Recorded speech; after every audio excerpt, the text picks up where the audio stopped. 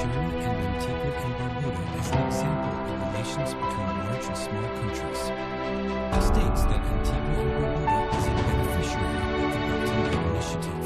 He underscores the fact that China shares its experience to help other developing countries make progress.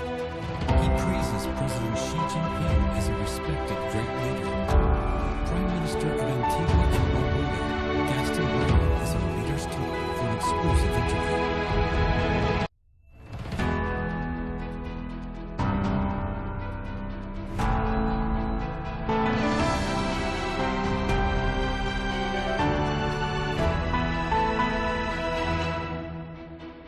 Hello and welcome to Leaders Talk, where we meet leaders, thinkers, and trailblazers among one in Beijing. And our guest today is the Prime Minister of Antigua and Barbuda, His Excellency Mr. Gaston Browne. Now, one might not readily know that Antigua and Barbuda was in fact one of the first countries of the Caribbean to join China's Belt and Road Initiative. And this Prime Minister, Mr. Gaston Browne, was the first head of state from that region to visit China in the year 2024. What is behind the increasingly robust engagement between China and this Eastern Caribbean nation? Here's my conversation with Prime Minister Browne. His Excellency Prime Minister Browne, thank you so much for joining us on Leaders Talk, talking about Antigua and Barbuda. To be honest with you, many ordinary Chinese would be like, they haven't quite heard about it, but they would love to know more. So what are some of the interesting facts and perhaps hidden secrets about your country that people, ordinary Chinese folks, viewers should know about? Well, it's certainly one of the most beautiful island states in the world. And I'll say here the best country for tourism. So those who are interested in vacationing in the Caribbean, the country to visit is Antigua and Barbuda. We actually boast 365 beaches, one beach for every day of the year. And we're talking about the most beautiful beaches in the entire world. You know, it's constantly I'd say temperatures in the region of about 25 to 30 degrees. Very pleasant. Most beautiful beaches in the world. Turquoise waters, good food, good history. Just a great place to be. Prime Minister Browne, you certainly came from very humble beginnings, and you said yourself, and I quote, you were basically on your own since you were 9 years old. Spending time with great-grandmother who was born in 1894, partially blind and illiterate. It was very difficult to survive. I mean, she was unemployed. And then after she died, I went to live with my mom, and then she became mentally ill when I was 9 years old. So in order to survive, I had to run errands in order to survive. I mean, even though some may look at it and say that, you know, it was a difficult childhood, it helps to build capacity, it helps to build character. And at the same time, you know, it helps to keep the individual grounded. And certainly when individuals like myself find ourselves in a leadership position, then we are always empathetic to the needs of others, and we'll always go the extra mile to assist. Talk about so many challenges. People would assume that it would be easy, right? Governing a country of 110,000 people. It's not necessarily the case. You're absolutely right. Small island states are extremely vulnerable, if not as a result of their size, certainly based on the various exogenous shocks. They include climate shocks.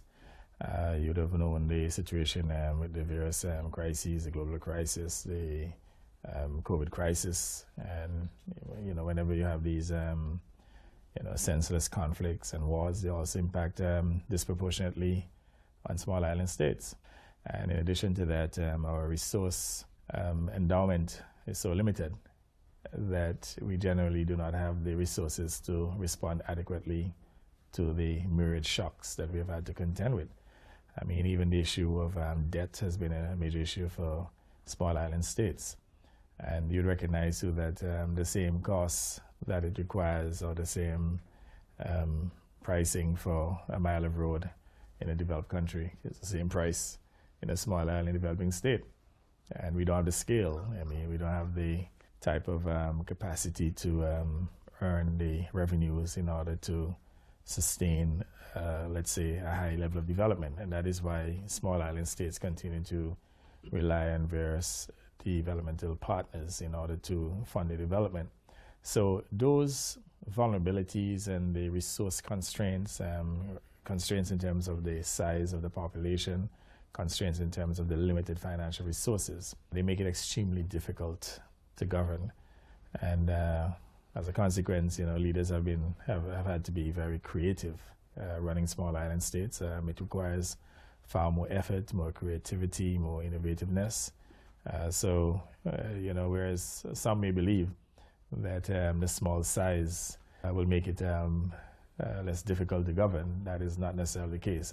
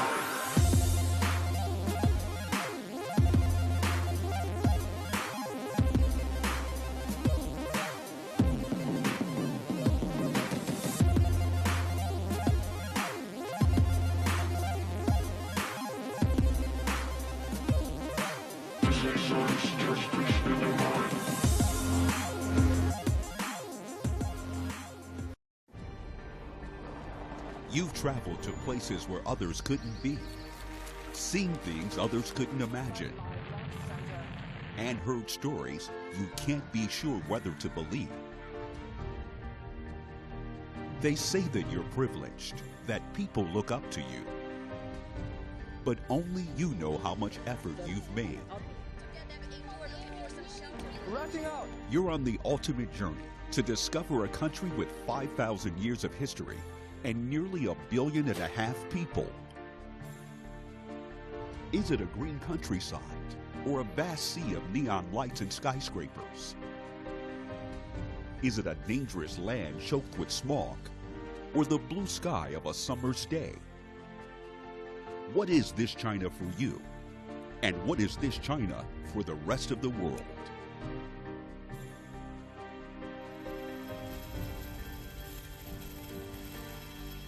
CGTN. See the difference.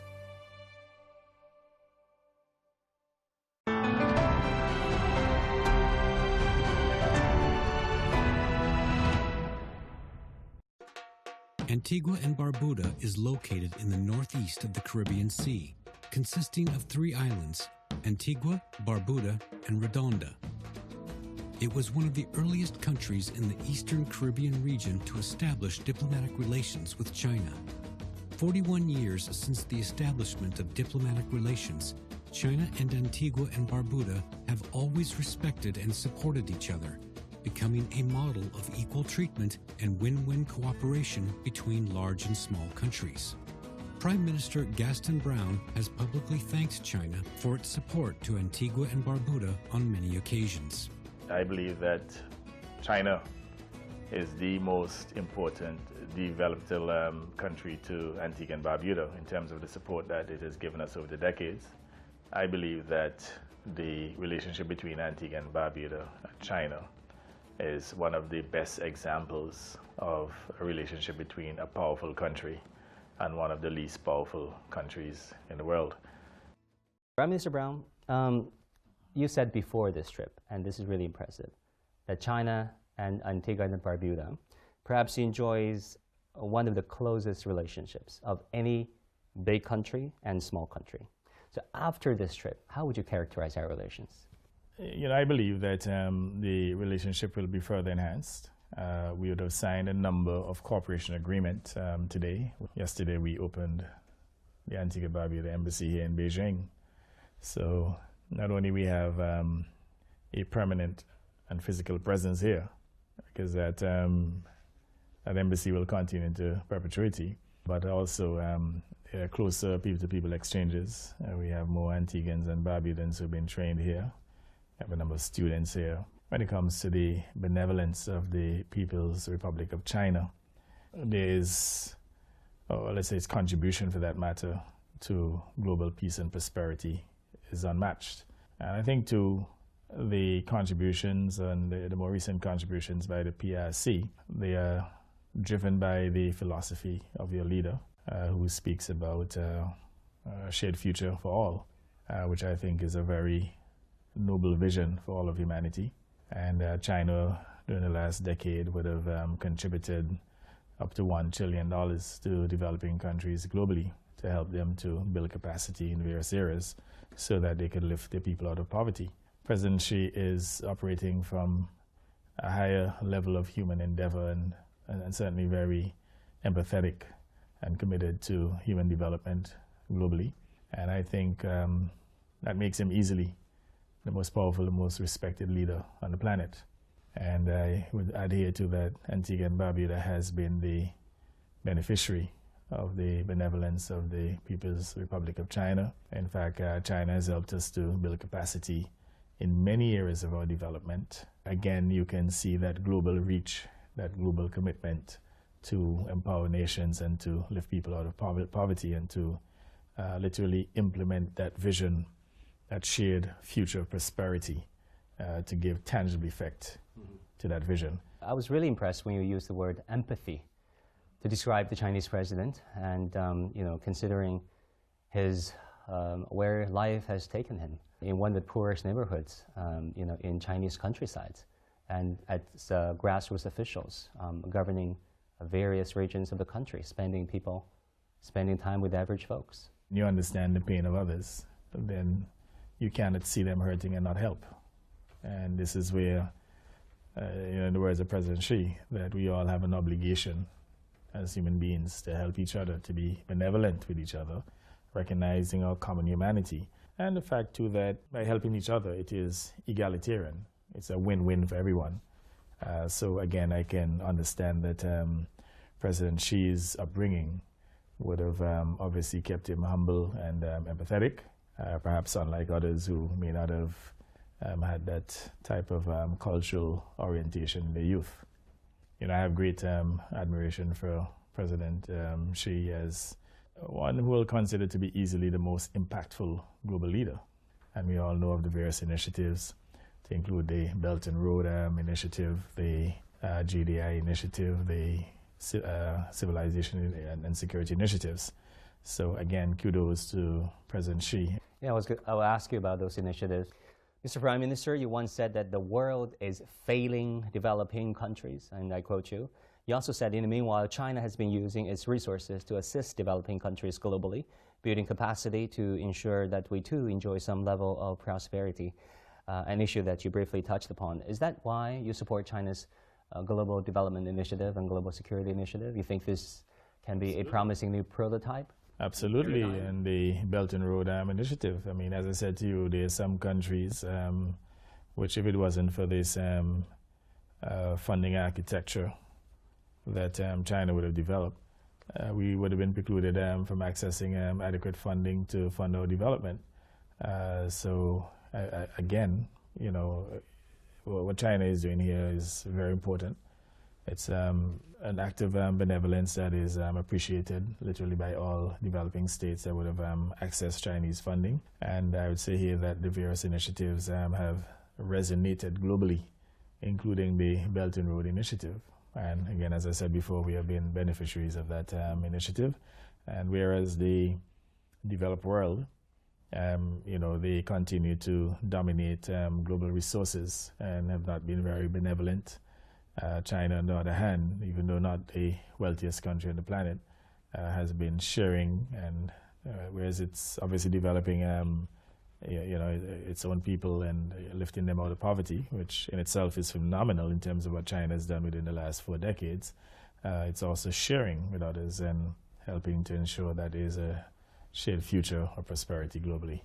Talking about a newly added initiative, Global Civilization Initiative, many international scholars believe that this is a rethink, a rebuttal to previous paradigms, such as Samuel Huntington's Clash of Civilizations, to name just a few. Do you think this Chinese initiative on civilizations, emphasizing common grounds, common humanity, holds promise for the future of the world? Absolutely. As I said, we all have a common humanity. We have one planet. We all live literally in the same neighborhood called Planet Earth. And there has to be continued collaboration in order to protect human civilization and to protect our planet. So, you know, these are sustaining philosophies that will redound to the benefit of all. And again, you know, commendation to the type of philosophical thinking that President Xi and certainly the PRC have brought to human endeavor and human thinking as we seek to have a more prosperous and resilient world. Facing the unknown is always difficult. In a world in turmoil, it's easy to lose orientation. But when the storms come, we have to see the possibilities, reinvent, find new opportunities, discover a path forward. CGTN. See the difference.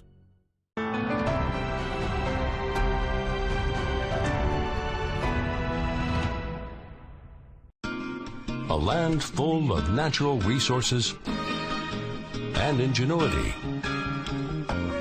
where millions are embracing a vibrant middle class, divided by politics, but united by hope. Latin America is changing rapidly. Witness the change on America's Now. There is no more they, or you, or me. In today's economic landscape, there is only we. An interconnected world of business, trade, and investment. Daily coverage told simply, with insight and new perspectives. Global business. We've got the world covered.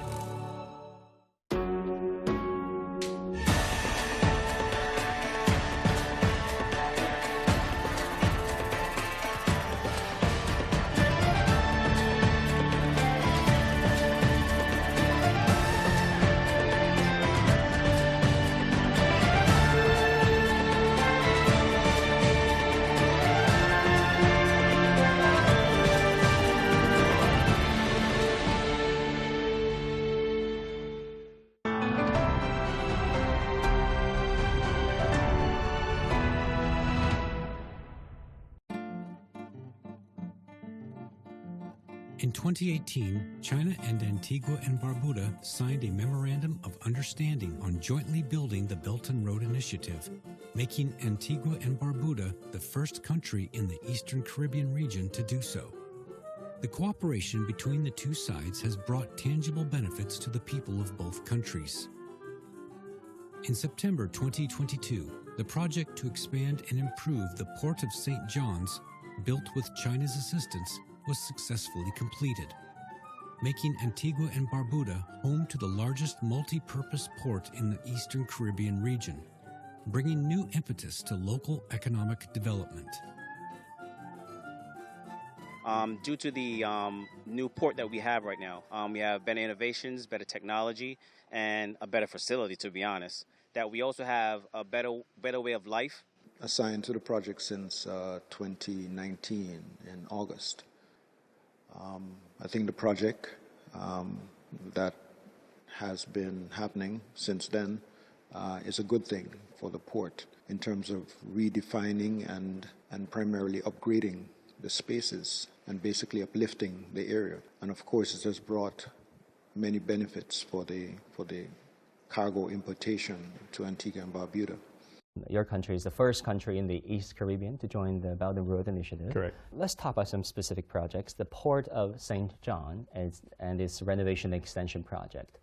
What does infrastructure programs such as this one mean to your country and your economy? Well, very important. And what would have happened during the last 2 decades is that Antigua and Barbuda would have gotten funding, concessional funding that ordinarily we could not access through the World Bank or the IMF.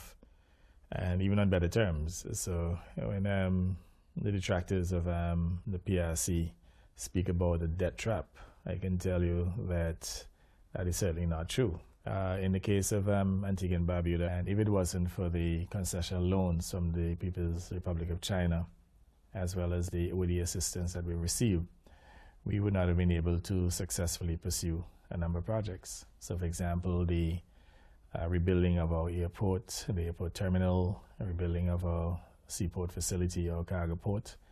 The total funding there would have been in the region of about, the People's Republic of China is the most benevolent country on the planet. And that President Xi, in terms of his whole philosophical outlook of a shared future, is extremely commendable. I mean, a very noble vision in which he's delivering in very tangible ways, in which these developing countries are benefiting in tangible ways. Talking about agriculture cooperation, that is another important facet of our cooperation. And not so long ago, you toured around the Longping high-tech agricultural farm. Right. I remember whereby you basically picked up a fruit from a plant and ate it right away. Correct. How did you like that one? Very good. And again, Longping has been helping us to build capacity in the area of agriculture. We are trying to achieve some level of food security here.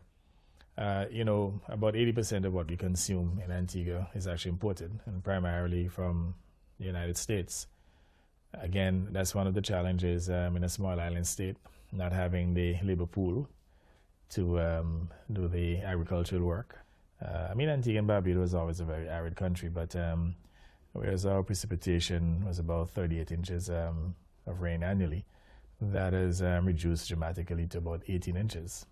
So as a consequence, most of our aquifers, our ponds, our dams, they dried up, and there's no water. In fact, our major dam, Potworks Dam, for most part of the year, we've had animals grazing in that dam.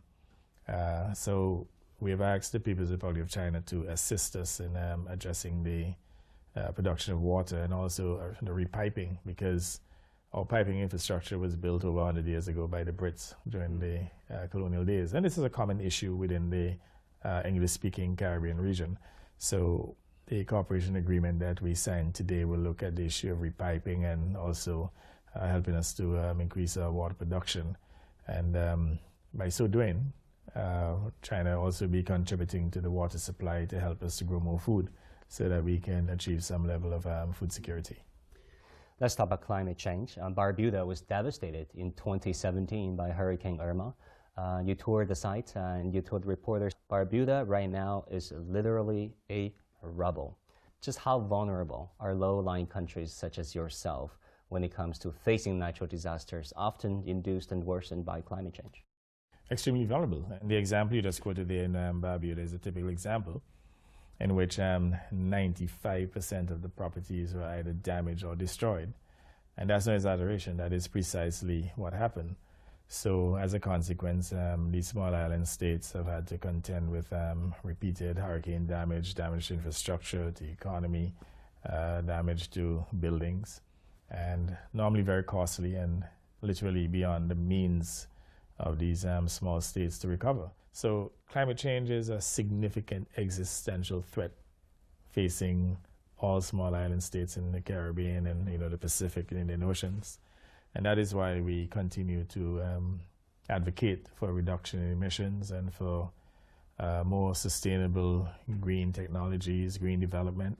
And I certainly want to commend China for the greening of the Belt and Road Initiative, because at the end of the day, as I said before, we have a common civilization, we live on a common planet, and we must pursue our development in a sustainable way. So the greening of the Belt and Road Initiative is certainly a welcome initiative. Mr. Prime Minister, on the issue of Taiwan, there have been efforts by the outside parties to externalize and internationalize the issue of Taiwan. How do you look at such secessionist activities, and what is the position of Antigua and Barbuda? Well, Antigua and Barbuda has been a consistent supporter of the One China principle. And I can say to you definitively that that will not change under my leadership, and certainly the leadership of the Antigua and Barbuda Labour Party. We understand the history of the People's Republic of China and Taiwan. We are fully aware that Taiwan is a province of China. And, you know, we believe in the principle of sovereignty and protection of territorial integrity. So as a country that is consistent and certainly a country that stands on the truth, we have no choice but to support the PRC based on the fact that Taiwan is a province of China. So the history is clear. In fact, I really think it's an indisputable fact that Taiwan is a part of China. And clearly, there's some who are trying to make a geopolitical meal out of it. So we are very clear as to what the truth is, and we'll continue to support. And I don't know why other countries are seeking to get involved in the internal affairs here of Taiwan and the PRC, and to, let's say, exploit perceived differences and even to provoke differences. In fact, I have to commend the PRC too, in that the leadership would not have taken any hostile act in order to reunite Taiwan with China. Prime Minister Browne, it is an honor to have you with us. Thank you so much. Thank you. Cheers.